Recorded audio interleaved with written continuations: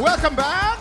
Tuloy-tuloy ang masayang chikahan dahil ang mga tiktropa nating Marites may natisod na namang issue online.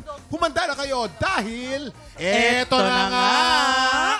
At dahil special ang guests natin today, may special treatment din ang kwentuhan. Sasamahan natin ng aktingan. Habang binabasa natin ang topic or issue, ina-acting yan ng ating mga tiktropa. Si Allen ang gaganap na boyfriend, si Joy ang gaganap na girlfriend. Faith at Harleen ang mga BFFs ni Joy at si Jason naman ang gaganap na tatay ni Allen. Okay, ready guys? Ready? Ready, lights, camera, action! From Pretty Little Baby _ 1989. Ang say niya, 8 years na kami ng boyfriend ko.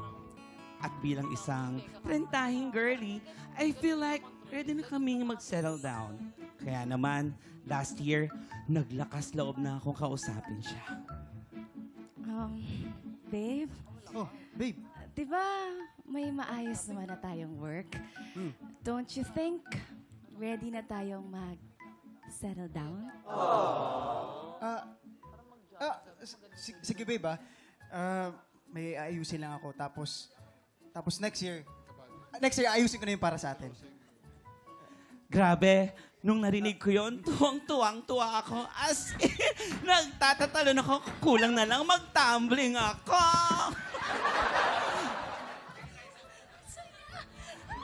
Pero ito na nga. Lagpas, rurok hanggang langit ang aking nararamdaman. Lagpas 1 taon na, simula na nag-promise siya sa akin. Pero, wala pa rin.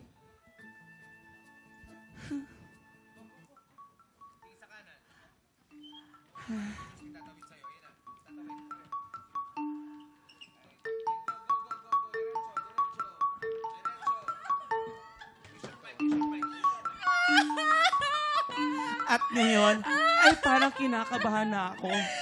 Kaya kinausap ko ang mga friendship ko. Bakla, ano nangyari sa'yo? sa'yo? Uy! Girl, kumalma ka nga. Ano ba yun? Ano nangyari? Ano guys? Kasi parang ang tagal-tagal na. Nagbago na nga yung isip niya. Alam mo, huwag kang praning. Ha? Baka naman hindi pa tapos yung ginagawa niya. Baka may inaayos pa rin siya. Kausapin mo na lang ulit. Oo nga. What if ako na lang kaya yung mag-propose?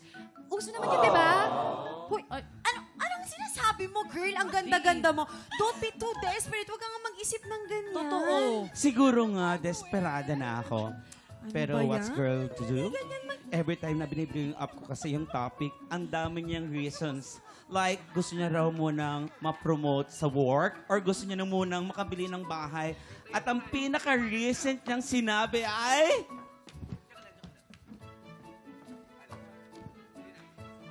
Babe, Babe, babe, sorry gentle follow-up lang sana dun sa pinag-usapan natin last year. Baka kasi nakalimutan mo na eh. kasi babe, sorry medyo busy lang talaga ako. Kaya hindi ako makapag-focus. At yung pogi kong tatay, medyo may problema din eh. Ano nangyari kay tatay?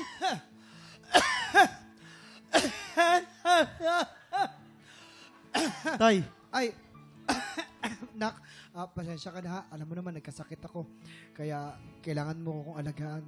Kailangan akong alagaan ng boyfriend mo. Kaya okay lang ba? Willing to wait ka? Ayun na nga mga tiktropa. Hindi ko na alam kung willing to wait pa nga ba ako. Masaya pa ba ako sa sitwasyon namin?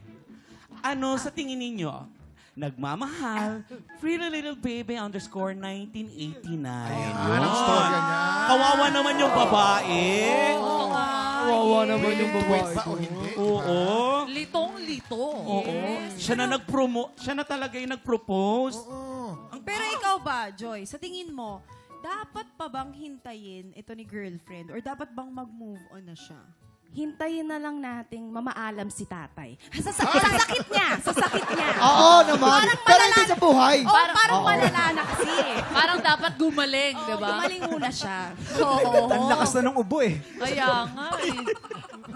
Parang naramdaman Faith, niya na. anong advice mo? Ako naniniwala ko may tamang timeline para sa lahat ng bagay. At anong timeline ng tama para dito? Hindi mo pwedeng pilitin yung mga bagay. Lalo na kung may mga problema na may health na may kasama. At saka pamilya yun eh. In the future, magiging pamilya mo rin naman ito, di ba? So yung pag-intindi, compassion and understanding. And sometimes, Tama. hindi yun kasi sa pag-aasawa, kuya, you need funds. Di ba? Para to move forward in life. Practical. At kung mahihirapan Oo. lang din yung partner mo na mag-move forward kayo with life dahil wala kayong enough na budget, mahihirapan din kayo together. Tama. Oo. Tama. Harleen, ikaw? Hindi naman kasi solusyon yung pagpapakasal. Baka sa tamang panahon, kagaya ng sinabi ni Faith, yung antayan lang. Yung pag-aantay ng tamang panahon.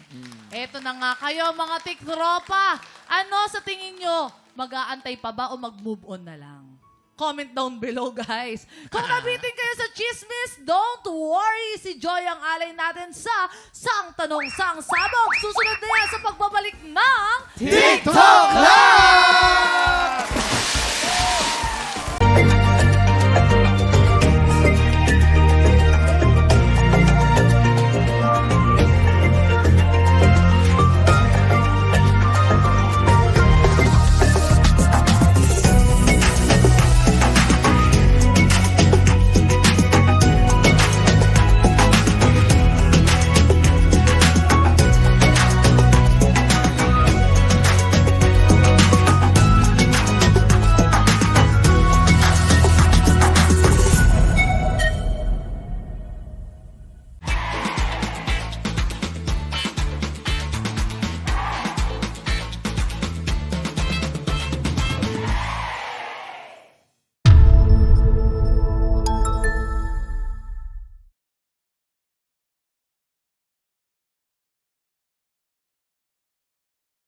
Tiktropa, pinanood mo hanggang sa dulo itong video na to? Very good ka! For more happy time, watch more TikTok Lock videos on our official social media pages and subscribe to GMA Network official YouTube channel.